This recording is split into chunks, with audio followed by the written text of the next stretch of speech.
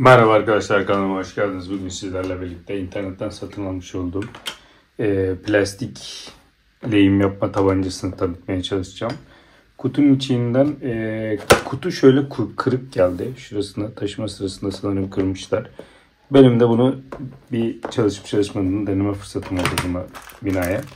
Burada teller var. İçinde 600 tane sanırım tel çıktı. Bu teller bir tanesi köşe. Şu sağlı sollu. Şu düz. Ve evet, şu düz. Ve bu da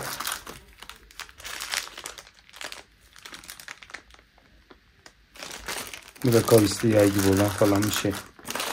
Şimdi içinden bir adet maket bıçağı, bir adet keski ve bu teller çıkıyor. Alet sanıyorum 500 watt gücünde, pardon 50 watt gücündeymiş. Bu şekilde şeyle geliyor. Kablo bağıyla bağlı şekilde geliyor. Kablo bağını açıyorsunuz. Bir şey takıyoruz. Şimdi şu kısımları kaldıralım. Şu gördüğünüz şöyle bir ışık yapalım şuraya. Şu gördüğünüz gözlük maalesef ki kullanırken kırıldı. Şimdi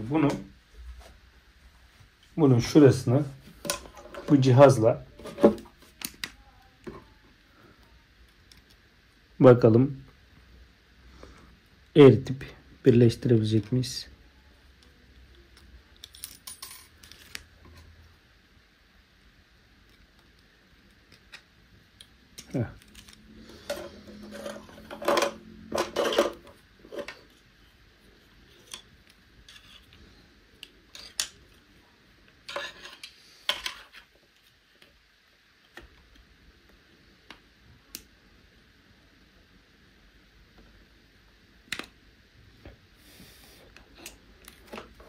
Evet, güzel yaptık gibi.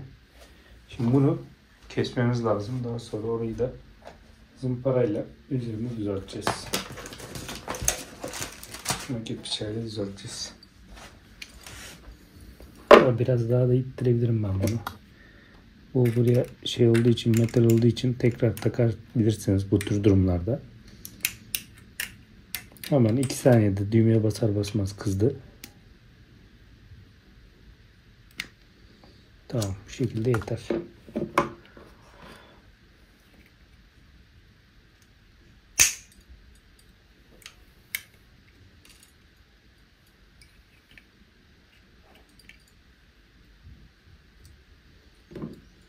Şu şey o kadar dandik ki onun ucu kırıldı. Şuradaki parça, şeyin ucu şurası. Yan keski.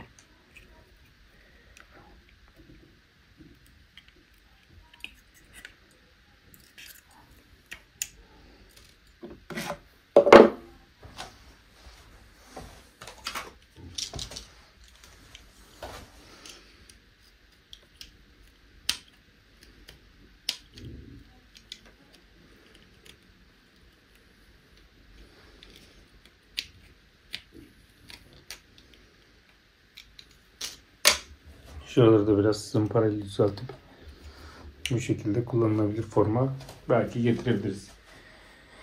Gözlük birkaç kere belki kullanılır. Şimdi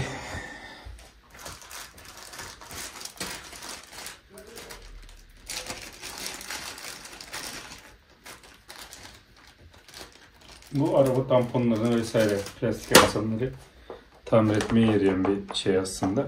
Şimdi şuraya bakalım.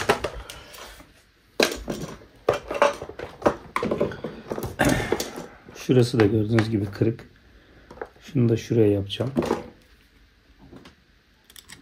Bunu makineye takıyorum yine aynı şekilde. Sanıyorum içinde indüksiyon ısıtıcı var.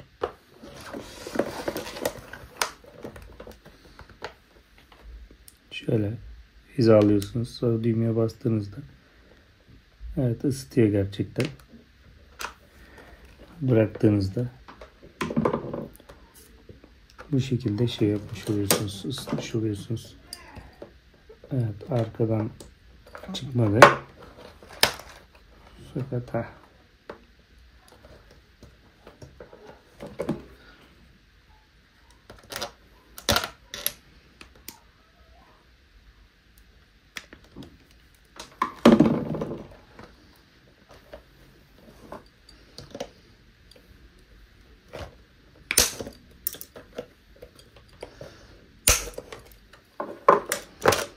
evet, gördüğünüz gibi biraz daha sağlam oldu. Şimdi şurası bu şekilde alet işinizi görecektir. Ben bunu araba tamponunda yapacağım. Bunu yaparken ki yani şu bir ön inceleme yapmak istedim sadece.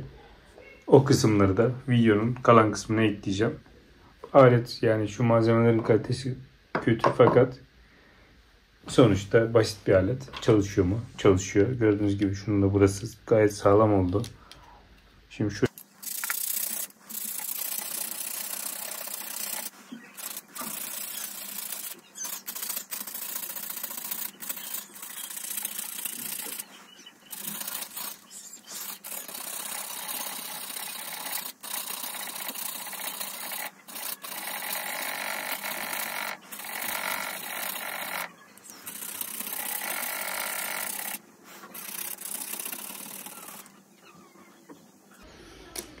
evet, gördüğünüz gibi ufak bir şey oldu. Şimdi bunu yıkayacağım. Tekrar bakalım. Evet, gözlük şöyle karşıdan bakıldığında pek bir şey belli olmuyor. Fakat işte şuradan baktığınızda bu kısmı, isterseniz bunu da aynı renk boyayla vesaire. Şu an ele gelmiyor, güzel zımparaladım. Bu şekilde belki bazı şeylerin tahminini gerçekleştirebilirsiniz.